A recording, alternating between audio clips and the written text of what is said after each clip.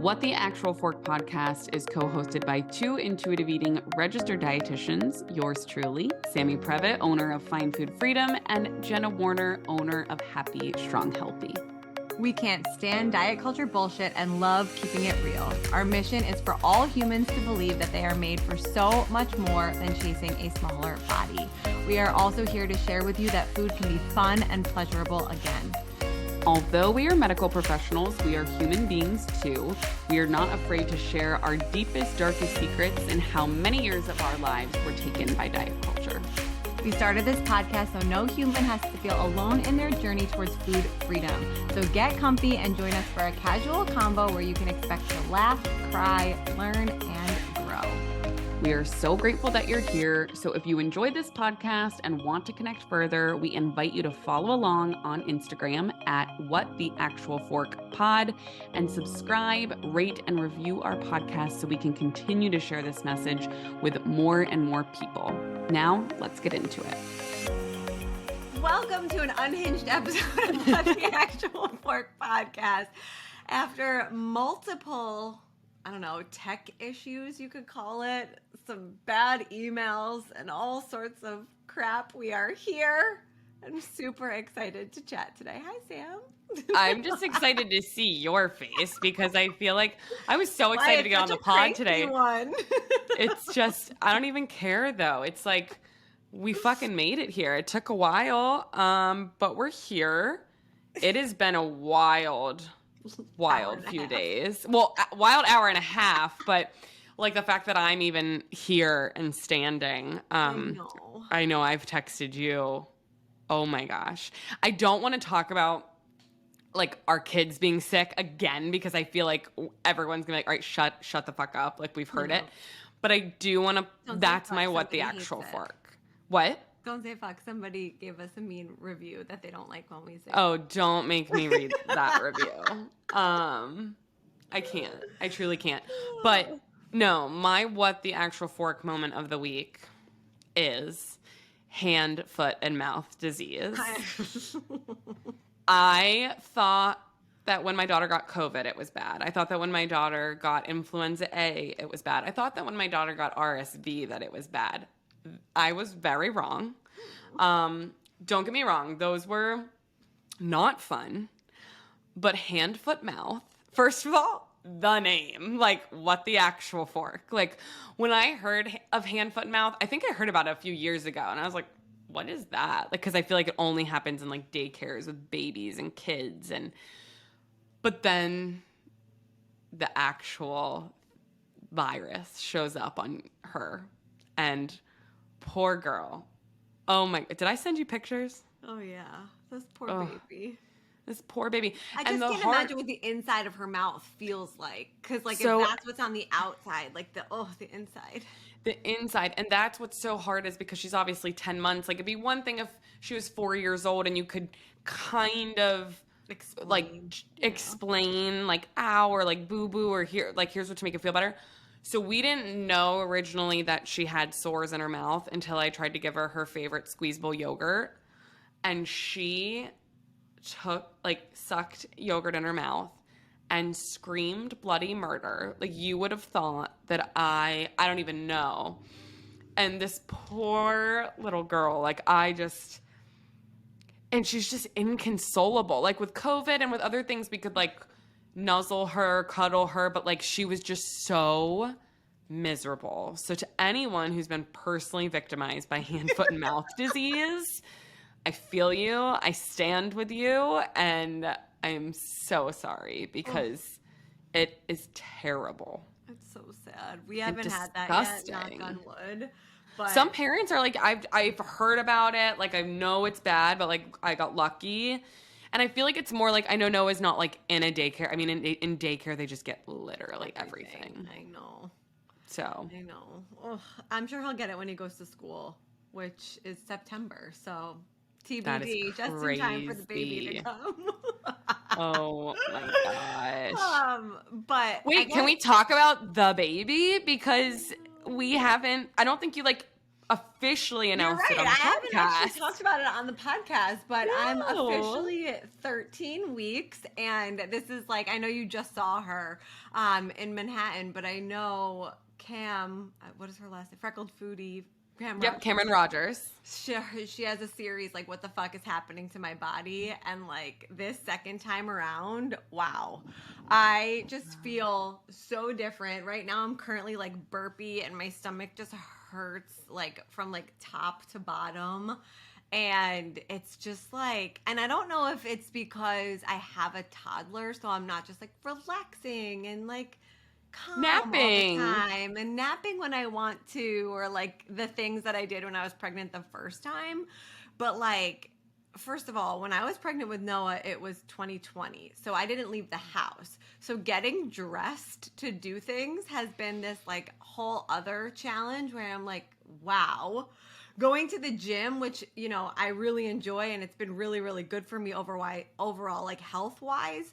But like getting dressed for the gym, like that's not fun either because like No, your pants are like, it's weird. just, yeah, and it like hurts. I'm wearing sweatshirts and it's hot because it's like 70 degrees in here, like in New Jersey today, because it's like that awkward phase where like some people know you're pregnant, some people don't. Not that it matters, but like my comfort level, right? Yeah. Like, so there's like that piece, and then we've had like things to go to, like family events and stuff like that, and I'm like, what do I wear? Like, how do I do this? It's been so just the first trimester was challenging. honestly the worst to dress for. Like, Yeah, and no it's one talks impossible. about that. No. And I feel like this could be a really good like topic to go into, because I remember, like, obviously we talk a lot about body acceptance and neutrality and all these things, but it's like, it is this weird stage where maybe you don't feel comfortable telling people you're pregnant or don't want to talk about it, but your clothes don't fit, but you're not showing, like,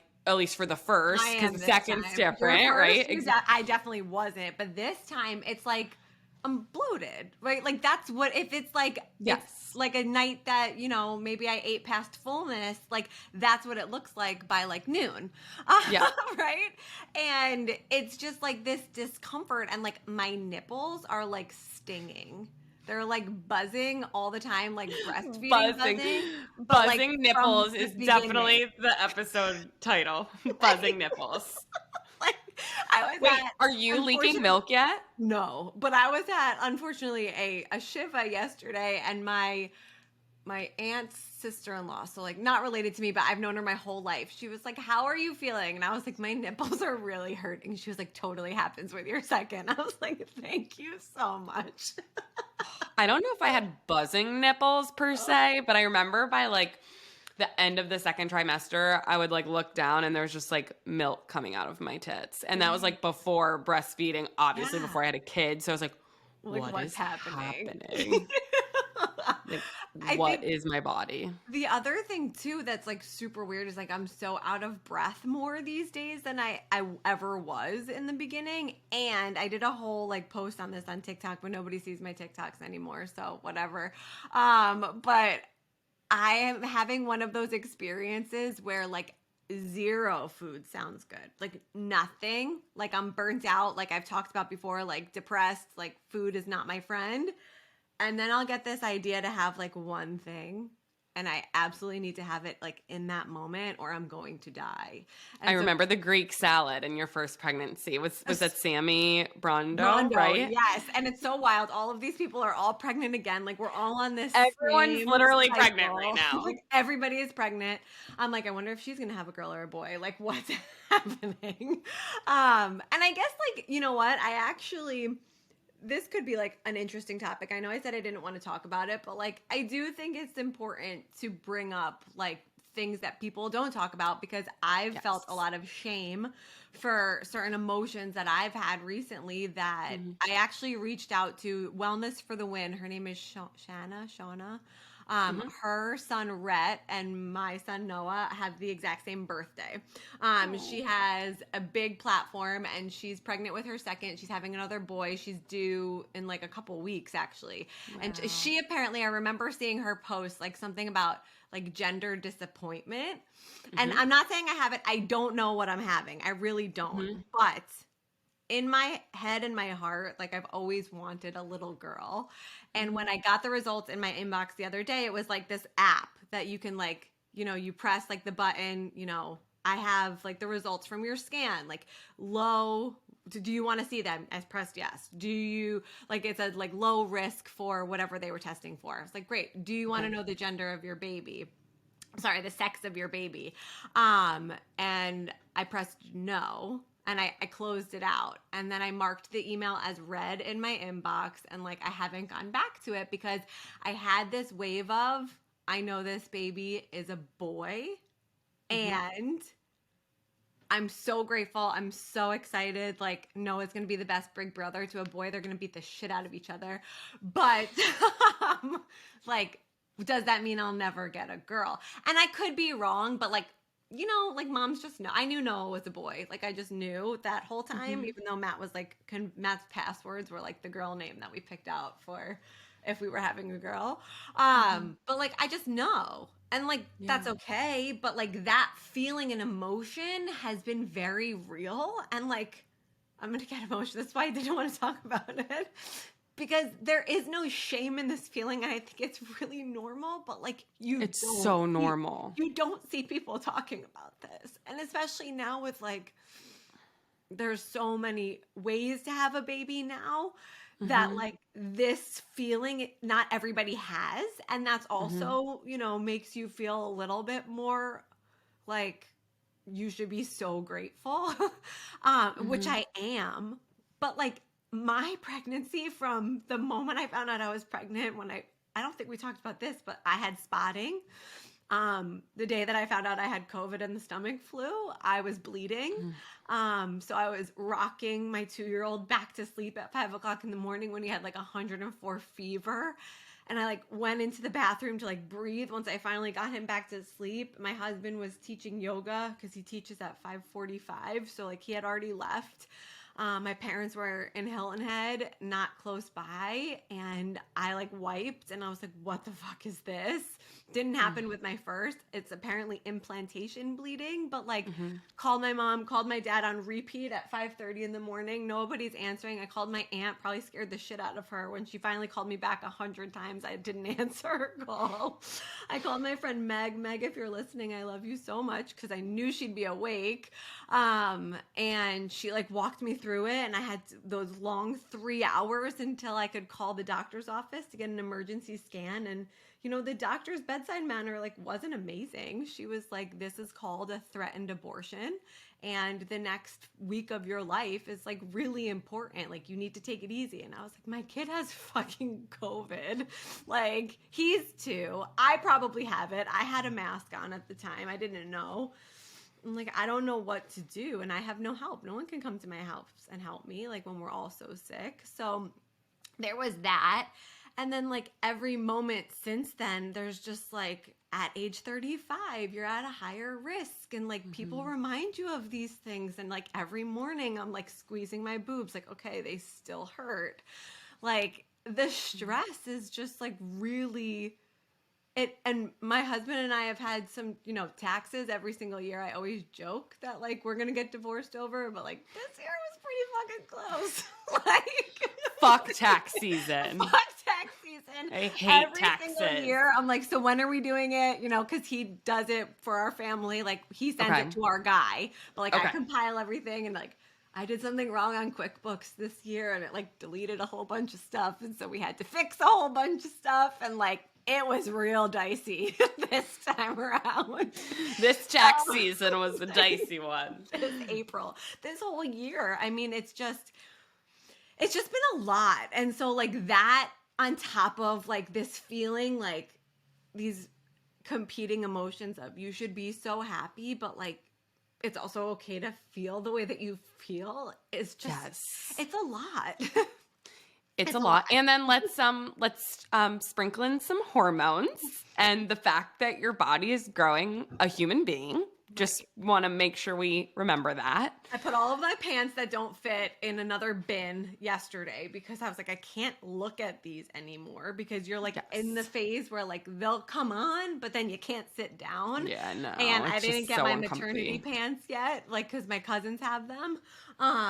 So I'm like, I need these. I've actually got them yesterday. They're in my car, so I'm all set now, but like I needed to like get them away from me, and like these are things that I didn't do with Noah that like now I know, like I'm very comfortable, you know, with where I am in my own personal like healing journey, but like it's triggering to see a closet of clothes that don't fit, right? And then feeling frustrated when you're trying to get dressed. And so I'm just holding space for anybody that has experienced that as well, because it's certainly challenging. Yes, and it feels so, I think Cam talks a lot about this in her stuff of just like how permanent the emotions feel in pregnancy because they're so real. I mean, everything that you're feeling is valid and real, and it just and it just feels like I'm never going to get out of this, and like this is how it's going to be, and it won't be that way forever. But I know I texted you this, but like, I want you to know, like, I know me saying like, you should not feel shame for feeling that way. Like that's not helpful and how I word that, but like what you're feeling is valid. And I've had a lot of friends that I've connected with in the infertility community going through my years of IVF and just who have lost kids and things that you're even experiencing with gender. And like, obviously we don't even know the sex of your child, but even if it was a boy, you're allowed to grieve if your family stops at 2, the little girl that you never get. Like it's okay to be very sad if that is, and in the same time, be very joyful and excited and grateful for this little baby boy. Like there is nothing wrong with that, but I think like that's like this, it's almost like this parallel of all the body image stuff, right? With pregnancy, because people will be like crying or feel shameful that their body is getting bigger and that they're not okay with it.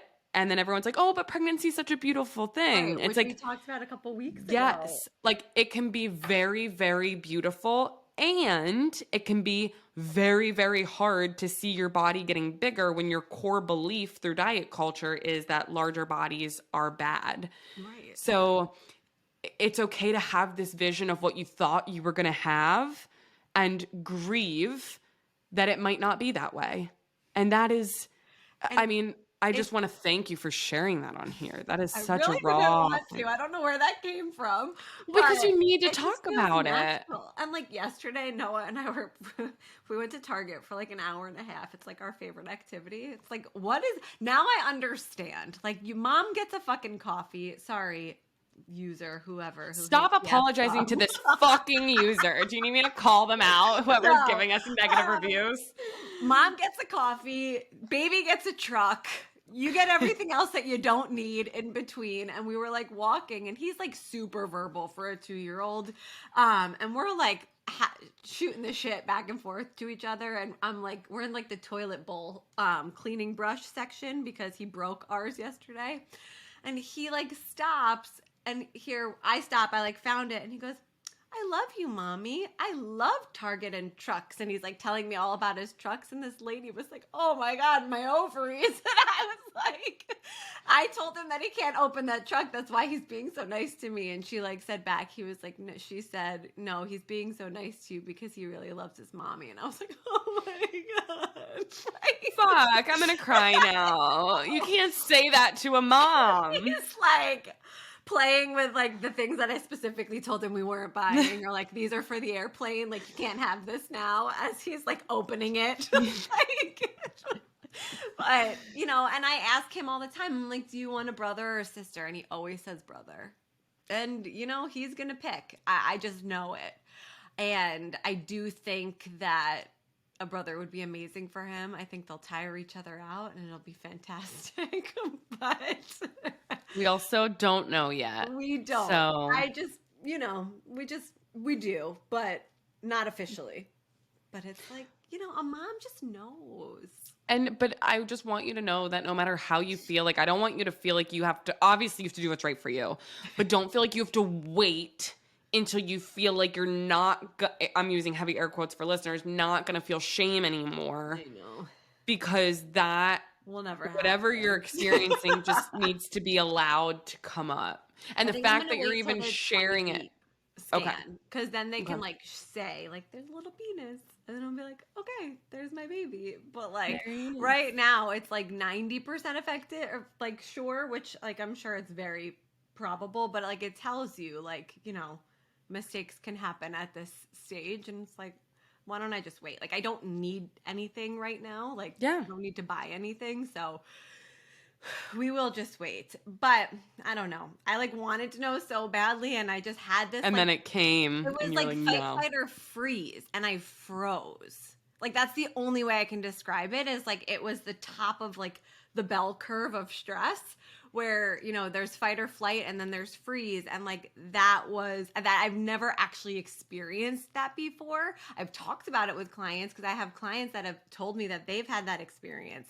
but it was like no, don't do this. And also like you shouldn't do this unless Matt's with you, and he wasn't with me. Like Well, I remember you said he might not want to know. So you were like, Right. honestly, I'm just going to find out For and like, myself. we'll see. And then I just like froze. I changed my mind, and it was just, I don't know. I can't describe it as anything else, but it's so interesting because ever since our podcast episode with Food Heaven, my ability to consume wellness content has plummeted. Like my mental capacity to do so has completely plummeted, and I've gotten to this place where like I watch things on social and things that are going viral. I'm like, Sammy did that last week. Like, why is somebody now copying her, or last month, and now going viral with the exact same post? Like, this is so frustrating, and like nothing is new. What or post is different. it? I want to know. What I'll post show of you mine is offline. copied? Like, Oh, I can't wait to but, see. like, I have it, but like it's just, it feels very saturated, like even more so. And I think it's because, like we've talked about before, like the brain capacity to consume things that won't make you feel good, like at some point you really do reach that space where you're like, okay, like I don't need to do this to myself anymore. Yeah. And I'm like, I'm getting there. I'm so proud of you. I had a meeting with Anna yesterday, and she's like, TikTok question mark? Like, we gonna post? And I was like, Nope. dude, I don't know. Like, and I just had to be real with her of like, well, obviously life has been crazy between travel. My flight was delayed.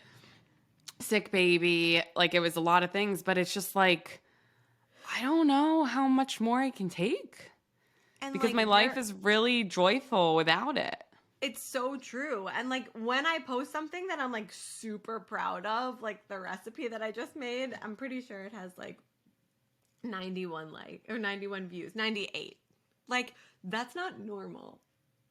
That's not, like, but why? I feel like I think some of this comes back to our conversation with Justin Schumann of like, don't do it for the metrics and the likes. And I know that's so much easier to say than Why do you listen do to. it? But imagine if you were doing a cooking class and there were 98 people in the room. Totally. You know what I mean? Like I find myself doing that a lot because like mine are not even breaking 1,000 in views, and I'm like, which is wild because you have over 500,000 followers. But I'm like, but also like I did not go on the app for over a week, so then it's like mad at me and like shunning me. But then I'm like, if there were 790 people in a room and I got to speak on this subject, I'd be really excited. You're right. So I'm like kind of trying to just find that because that's I a saw really good this perspective. Thank you. I saw a post by what's her name? She's on a Dear Media podcast. Her name's Jackie. She has red hair. She's a co-host. Is it BFF's pod with Dave Portnoy? What's her name? No. Jackie. Oh, I don't think is I it know JC or Jackie? I'm terrible. It's JACI. Marie Smith. I'm going to send you, I don't know if you know how to get on your DMs on TikTok, but you need to, she talks about like the relatable to unrelatable pipeline of an influencer or somebody online. And I was just like, oh, hello. And she was talking about how she's like, oh, like, did you used to have like a favorite person that you followed and now they just like don't show up anymore? And she's like, yeah, they're depressed. And I was like, okay, like you're coming in hot at like me. in real life or like No, so like I just sent you the video. You need to watch it, but it was so good. And she was talking about her own like ebb and flow of like I don't know. It's just very interesting. And I feel like a lot of people online are talking about it and experiencing the same thing of feeling like I don't know what to talk about or I don't know how to show up anymore or, you know, whatever it is. And I think I do have ebb and flows of that, but I think at the end of the day, like, and I feel like we maybe said this on the food when we had the Food Heaven girls on, or I don't remember which episode it was, where it's like, sure, I could care so much about views and metrics and showing up and and all this stuff, or I could just put my phone down and play with my daughter, right? And like giggle. And that will always win because that's the serotonin hit that you need. But it's like we live in this world, and like I'm changing my business structure. We haven't talked about this publicly, but and it's not by any means close, but in the decently near future, our business will have the capacity to take clients using insurance, which I'm super excited about. I've never been able to do. And that is going to open up like a huge pipeline of opportunities, I believe, for our business. But I think the pressure to post and perform is what typically leads to clients coming into a business, right? And so we started our businesses really our businesses thrived in 2020 when all people had capacity to do was be on their phones and find you, right? And so it like for me, and I know for you too, it gave us the capacity to hire people and like have wait lists and, you know, serve a ton of people all at once. And then everybody went online. And there's a lot of competition. And it's harder when you find out that people aren't seeing the work that you put so much time into, you know, to try and reach the right person to help them. It's like, what am I doing? Like, and then you do your taxes and you're like, I spend so much in expenses. It's like, what am I actually doing? What am I doing? No, I don't know. It's tough. It's tough, and I will continue to show up, but it's definitely been helpful to protect my mental space or state by putting up more boundaries. And like, I definitely do a lot less on TikTok now than I once did because I can see the correlation to my health status. Like, it's crazy. Yes. And like, that's such a great like pivot to like, people think that health, when we think of diet culture standards, right, are like what you eat and if you move your body. And Lauren Cadillac did an amazing post on this the other day. I don't know if you saw it, of like someone commented like, all right, you keep eating your donuts and like you're going to die soon or some shit. And like, I'll be over here eating, you know, whatever. And she's like, hate to break it to you, but you have very little control over your health. And like, she kind of walked through the determinants of health. And that's what that one girl I was just talking about, where she was just kind of correlating like mental health of, I think, content creators, just because like you said, the pressure to perform and to show up, like that's not normal. Yeah. That's just like our mental health. And it's like so different. Cause then it's like showing up on the podcast is like so fun. And clearly like, it's therapeutic for me. Yeah. We just cry and share. And, but even if you're not a content creator, I don't even think you have to be a content creator. I think just like, consuming the content is just as dangerous. Yeah, consuming the content, or even just like, even if it's like, if we go back to like Instagram and not TikTok, just like how the Instagram is more of like a staged, you know, highlight reel of like perfect life milestones versus just like true what life is actually like. Yeah. It's so true. And I find lately Instagram to be less threatening, I think, because there is that awareness of the curation. And then on TikTok, it's supposed to be this like raw, real, like look into somebody's whatever. And it's really not, but that's what it's being sold as, right? So it's just very different. I did just join Lemon 8. Have you heard of it? Oh, so same. I saw your story. I just joined. It's a cool looking app. I like don't understand. It's like a mix of like Insta and Pinterest. I feel like. Totally Pinterest. Okay, And it's so you need to teach me. Me and my 12 followers. More than me. I'm at 0, but I haven't done anything yet.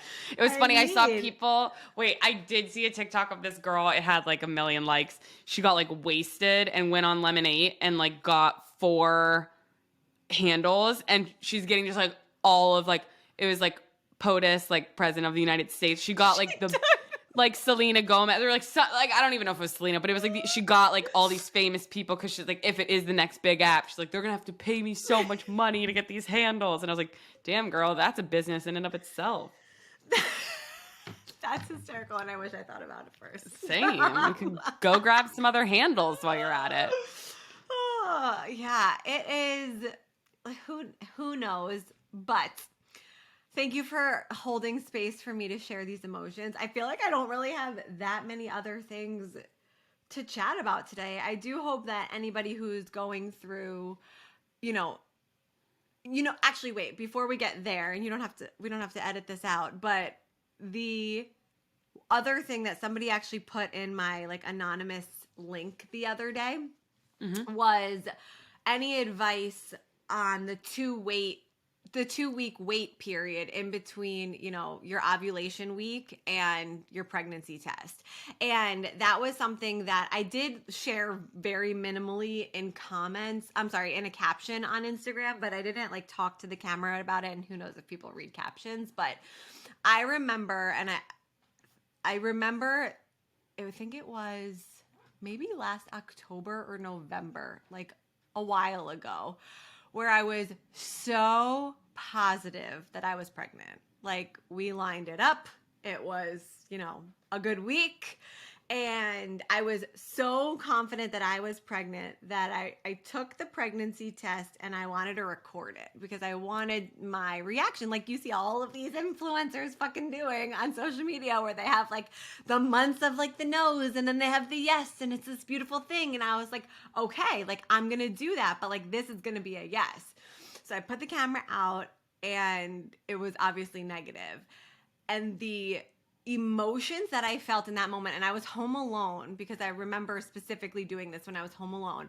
The emotions that I felt in that moment were so earth-shattering, and I immediately deleted the video and deleted it from my deleted file, so I never had to see it again, and like it never happened.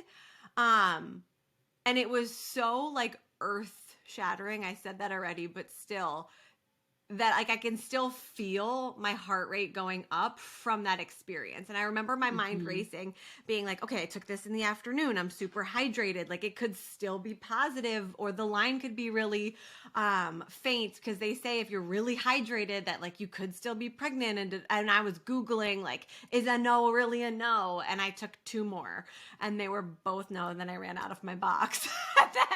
And they're so fucking expensive. So expensive. And they were both no.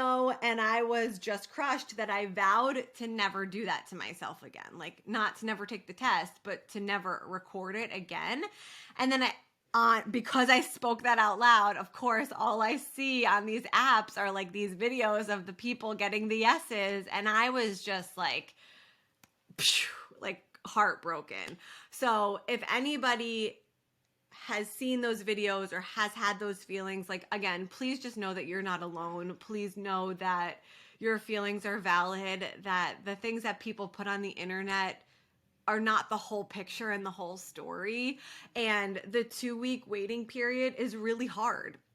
And you know that, Sam, and you know from a whole other experience and end of the spectrum.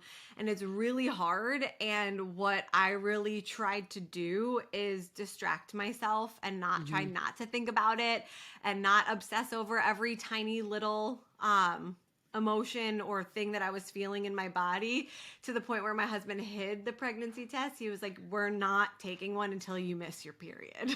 Like, do not. And so he really was a good support system for me there, but finding somebody to talk to is really important. And just, making sure that you do have a support system that understands, like we have said this entire episode, that they don't need to say anything, but they need to hold space for you. Because it is hard and it is scary and it doesn't always have a happy ending. Correct. No, I so agree with that. And yeah, you're bringing up all the feels. I remember years of just, I can't tell you how much money I spent on pregnancy tests before we started IVF, and just, yeah. Oh my gosh. I think they're deleted. I don't know. Hope so. But I probably have, like, before I knew we were, like, very infertile, that I had so many videos like that too. Because I was like, I'll record all the no's because then there'll be a yes. And I was like, oh wait, we don't get a yes. And then we did with IVF, but like, it's like, fuck. Like, okay, good. Right. Good times. And like, you see these perfectly curated videos of like the no. Oh my God. And I was like, oh, what a great idea. Oh my God. No. And it's just, and like, I don't get a surprise. I never got a surprise pregnancy test. Like, I don't know what it's like to have sex and get pregnant. It's like, so much of, but it doesn't make my experience harder than yours. Like, that's something I want to touch on, because I think, like, in motherhood, infertility and fertility journeys, postpartum, like during pregnancy, like, it's all so hard. Like, so hard. And so, like, I think just by you sharing and being honest of how you feel, like, that's what's going to make people feel less alone. And it's not about, like, whose situation is harder than another. Like, anyone going through, like, family planning seasons of life, it's so hard. And just like you said, knowing that whatever you're feeling is valid, and finding a support system that can sit with you through it, that can validate what you're feeling, isn't going to try to make you feel better or like toxic positivity bullshit. Just like, be there and hold space. So I couldn't agree more. Thank you for sharing that. And it's so true. I mean, everybody's going to have a different experience, and it's just a wild thing. And I think we can end this topic with like the body appreciation for science, and appreciation for what our bodies truly are capable of, because it is a wild thing. Like, this was the first time ever too that I actually felt my egg drop. I did. Wild. Like, it was a couple days after, and I actually like felt something like weird, and I was like, I know what that is. And like, it was very odd. But like, that is so weird. You need to go get some. Isn't there like a soup called egg drop soup? You need to go eat some. I'm pretty sure there is. I'm Googling it. Like a Chinese restaurant. I know. You need to go get some egg drop soup. There is. Oh my gosh. How cute. Like, I definitely had that experience. And like, again, my journey too, like, I had a doctor look me in the eye once and tell me I would never get pregnant if I didn't, change my lifestyle. So being appreciative and grateful and all of those things is like, I feel them very, very deeply, and I still feel a ton of other emotions. So holding space for anybody else who has any of the emotions that we've listed today. Yes. And I feel like we're like, this episode is like nutrition podcast. Yes, but I feel like this episode is like niching us down even further. Who were the cute girls we were on their podcast? Was it the upbeat dietitians? They, like, I was watching their faces while we were crying and screaming and being guests on their podcast, but I was like, oh my gosh, like, we were them. Like, we were these two dietitians that didn't have kids. I don't know if they're married. I don't know their situations at all personally, but like, I was like, wow. And then like, and you see all of these like young nutrition students and dietetic interns, and then everyone kind of, if that's the path they choose, if you get married, not married, whatever, have kids. But it was like, oh, like, it's just so interesting to see the progression. And so like, I feel like we're like the anti-diet dietitian / big sisters big sisters that if you have questions that you're like, is this normal that I'm feeling this way? Or is this normal that this is happening to me? And it so much of womanhood and potential motherhood is tied into relationship with food and body too. Totally. So it's such a compliment to what we talk about. 100%. And I love this for us because I don't have much left to share about nutrition. We will. Don't worry. I won't let Jenna run away forever, but sometimes it's nice to take a break because, okay, here is one thing I will add. I feel like we're going to be like, and. I know. But like, how can you talk about nutrition when what is weighing on your heart is so heavy that you don't give a fuck about anything else? So and that's one part of like when I went through IVF and again, my story is different than yours, but it's still that journey to motherhood where you want to try to show up in life, but you just can't show up the same way when the most important thing in your life is going a certain way or something's happening. It's like nothing else matters. And that doesn't mean that your relationship with food isn't important or your relationship with your body is not important. It's just like the priorities shift. Mm-hmm. And in certain seasons of life, that's going to happen. Just like if how you... cool is that? Yeah. And that's like other things too. Like if you're grieving a loved one, if a relationship ends, like if you move, like if these big life things happen. Job change, yeah. Yes. It's going, like in those moments of life, you're not like, what's like, it just changes. Everything changes. My nipples are burning again. Did you just say my nipples are burning? Yes. Oh my gosh. Just this side. Like right here. I love that. So, love that. On that note, if you liked this podcast episode, feel free to give us a review on Apple Podcasts, Spotify, or wherever you listen to your podcast. We really would love to know what you're thinking about us, specifically talking about more of what's going on in our lives and motherhood and the journey in general, and the topics about nutrition that you do want to hear more about, because we do have a ton of interviews lined up, and lots of really great guests coming our way. So we would love to know more about what it is that you want to hear from us and how we can best support you. Yes. So while we do that, let's close out with some reviews here. Why not? I closed mine out, so you read them. Okay, perfect. We'll just feature one beauty today. This is Matt at CYB said, awesome podcast. First off, the name is absolutely amazing. What the actual fork. Love that for us.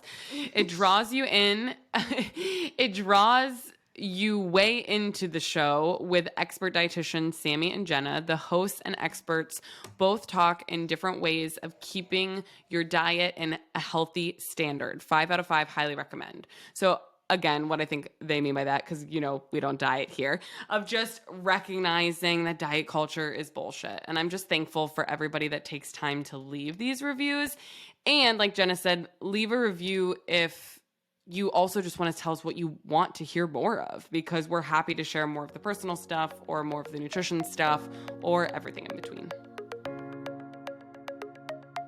Thank you guys so much for listening to another episode of What the Actual Fork Pod. We know there are a lot of pods out there, and we are so grateful that you are here listening with us. So if you enjoyed today's episode, please be sure to subscribe, like, share with all of your friends and faves, and don't forget to rate and review and let us know what you want to hear more of. The more we hear from you, the more that we can make these episodes exactly what you want. We would also love to connect with you on Instagram at WhatTheActualForkPod. We promise to continue to bring you the hottest topics, greatest guests, and the most fun you can possibly have fighting diet culture bullshit. We love you, we appreciate you, and we will see you next week for more fun.